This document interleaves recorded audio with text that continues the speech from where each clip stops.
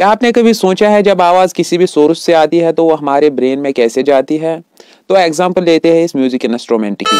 जब ये बजता है तो ये एयर में कुछ वेव्स बनाता है, जिसकी वजह से जो फिर वेव्स हमारे बाहर के कान के साथ टकराती है और एक नैरो कैनाल के थ्रू हमारे कान में जाती है, जिसे हम एयर कैनाल कहते हैं। जब ये वेव्स अंदर जाती है तो ये अंदर ईयर ड्रम के साथ टकराती है, जिसकी वजह से ईयर ड्रम वाइब्रेट होता है।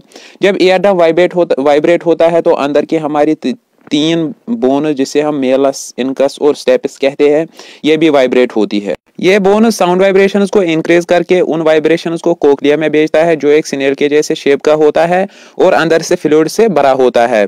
जब ये वाइब्रेशंस कोक्लिया में जाती है तो जो फ्लूइड अंदर होता है वो रिपल होता है, और जिसकी वजह से फिर वेव्स बनती है इस फ्लूइड में।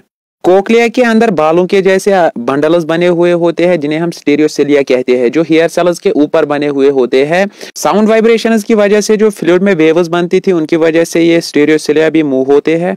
जो हेयर बंडल्स इन हेयर सेल्स के ऊपर होते हैं, ये इन मोमेंट्स को इलेक्ट्रिक सिग्नल्स में चेंज करती है।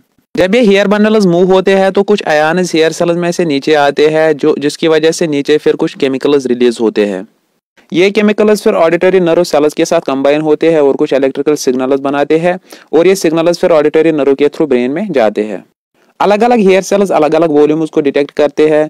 फॉर एग्जांपल, जो बेस के हेयर सेल्स होते हैं वो हाईएस्ट पिच वाली वॉल्यूम को डिटेक्ट करते हैं। जो मिडल के हेयर सेल्स होते हैं वो मीडियम पिच वॉल्यूम को डिटेक्ट करते हैं, और जो टॉप के हेयर सेल्स होते हैं, एपेक्स के हेयर सेल्स, वो सबसे लोएस्ट पिच वॉल्यूम को डिटेक्ट करते हैं।